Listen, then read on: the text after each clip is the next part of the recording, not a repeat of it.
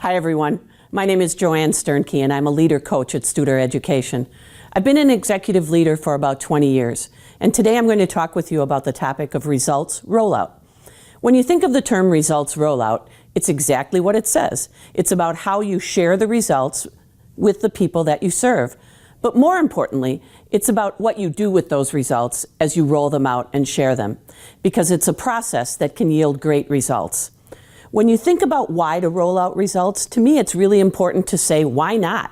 Why would you invest in doing a survey or in getting all that data and not sharing it with the people that either took the survey or for those people that are remotely involved? It's really important that you think about the why of results rollout. For you as a leader, it builds transparency, it really shows how collaborative you are, and you'll yield a great action plan to improve results. That's why results rollout is important. As you think of the results rollout process, I'd like for you to think about it in 3 parts. What do you do before the rollout meeting? What do you do when you roll out the results at that time? And what do you really need to remember to do after you roll out the results?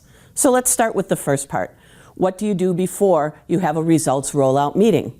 Well, the first thing you do is you plan for it. You get an agenda that really talks with your people about what it is you're going to be doing at the meeting. You'll get better ideas if you have an agenda. But you also need to remember about your role in the results rollout process. It's twofold. One thing you're doing during the results rollout process is doing exactly that, sharing the results. You're informing and communicating. But the other thing you have to remember is that during the results rollout process, you need to check your defensiveness and be a listener. You really are there to gain feedback from the people who are at that meeting. So think about that because it's really important. So now let's go to the time when the meeting starts. So now we're at the results rollout meeting. I'm presuming that we've shared the results in total with the people, whether it's a survey, it's assessment results, whatever. We've shared the results in advance. And now the purpose of this meeting isn't just to inform, but it's to really get that feedback that you're looking for. So instead of focusing on all the data, we're going to focus on a couple things that are really key. We're going to really focus in on the highest 3 scoring items and the lowest 3 scoring items on whatever it is that you are rolling out. So let's start by talking about the why, because at the meeting you would talk about why are we going to focus on the 3 highest and the 3 lowest. We're really trying to get people's input. So as we share the 3 highest scoring items, we'd want to ask some questions about that. Talk to me about why you think this is the highest scoring item on this. Talk to me about what we do that would make that a high scoring item so that we're sure that we're getting that input about celebrating what we're doing right. What's garnering these great results? Get people comfortable so that they celebrate and share. Then, after you've had a rich conversation about the highest scoring items, you go to those great opportunities for improvement, the lowest scoring items. And similarly, you want to be planned so that you have an array of questions to ask. So, why do you think this is a lowest scoring item? But let's think about it differently. What if this lowest scoring item were a 5, the highest it could be? If it were in the highest position, what would we be doing differently that would gain us those great results? The opportunity here is to really get people offering those things that would make this better. Why is this a priority for us to address? What do we need to be doing differently in order to get better scores on these items? We obviously care a lot about improvement, so we focus here. But again, I want to remind you, don't negate celebrating those highest items because that's what builds people's confidence and builds that sense of celebration. It bolsters them to think about what it is we want to do.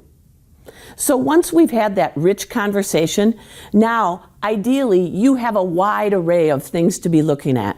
So now the important thing is to prioritize. Let's talk about that step. One of the things that I've learned as a leader is that you really have to prioritize those actions after you get all of this rich information. There's no possible way you can do everything. So what you want to do is potentially do some multi-voting with dots with the people in attendance. What you're really trying to do is say, while all of this is important, What would really make a difference if I'd focus on just one or two things of the many items that you've given me as a possible priority?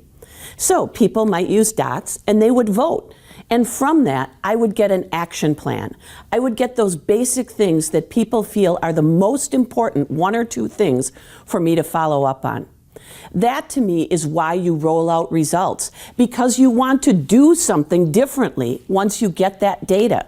So you've involved people in giving you feedback, and then you've processed and prioritized.